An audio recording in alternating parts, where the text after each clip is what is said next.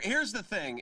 The average North Carolina family is $1,000 per month poorer than they were when Donald Trump was president. North Carolinians are paying 28% more for groceries. They're paying 35% more for gasoline. They're paying 45% more for housing. And they're doing it not because of an act of God, not because they did anything wrong, but because they've been failed by the leadership of Kamala Harris. So I got a very simple question. Do y'all want to pay more for gas?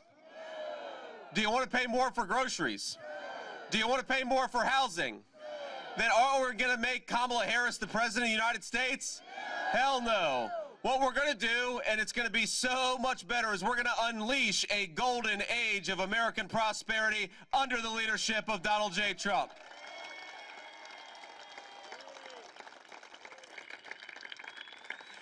And we're going to do it by doing the things that Kamala Harris didn't do. You know, every time they ask Kamala Harris a question, what is your specific plan for lowering prices for American families? What are you going to do actually to secure the southern border? She'll go, well, I grew up in a middle-class family.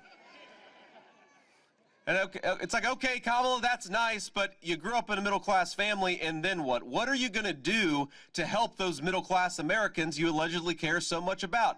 Or they'll say, well, look, the world has gone to hell in a handbasket. It's chaos all over the world. How are you going to fix that problem?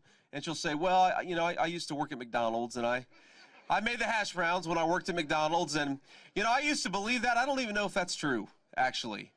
I think that maybe Donald Trump has worked at McDonald's for longer than Kamala Harris has. But even if it is true, she has got no agenda to run on. And every time she talks about her agenda, again, I think that Donald Trump and I pick up about 50,000, 100,000 votes. Because she goes around, and I've never, the president made this observation to me. We were on the phone a few months ago, and he's like, have you ever seen a politician going around the country saying she's going to raise people's taxes? And I was like, that's a good point. Even the ones who are lying to you, who want to raise your taxes, will at least tell you that they want to cut your taxes. Kamala Harris is the only candidate that I've ever seen who will tell you she wants to make your tax rates higher. That's ridiculous. Meanwhile, she wants to use all that money to pay foreign companies to poach our jobs and steal our industries, and I think that's got it exactly upside down. So while Kamala Harris is promising to raise your taxes and then reward companies that ship jobs overseas, Donald Trump wants to cut your taxes and punish the foreign countries that are stealing our jobs and stealing our industrial base. That's a much better pathway to prosperity.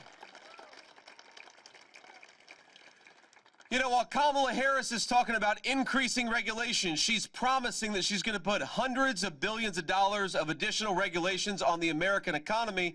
Donald Trump and I believe that we can have clean air, we can have clean water, and we can also have a growing economy that creates prosperity for all. Cut out the ridiculous regulations and focus on prosperity for the American citizens.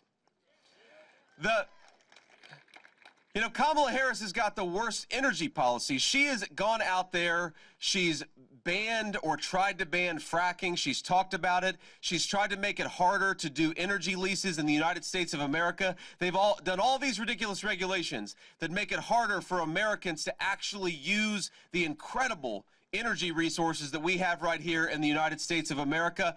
Kamala Harris wants us to buy oil and gas from tin-pot dictators all over the world. Donald Trump wants us to buy oil and gas from American workers and American territories, and that's exactly what we're going to do. And when we do that, my friends, it's going to lower energy costs for American citizens. It's going to make gas, it's going to make heat in your house more affordable. I know it doesn't get quite as cold in North Carolina winters as it does in Ohio winters, but it still gets pretty cold, right? So we want to make it easier for you to heat your home in the winter. We want to make it easier for you to fill up your tank and get to work and take your kids to school in the morning. We want to make it easier for you to afford the American dream, but the only way that we're going to do that, the only way we're going to make the American dream more affordable is to fire the current leadership of Washington, D.C. and put Donald Trump back where he belongs.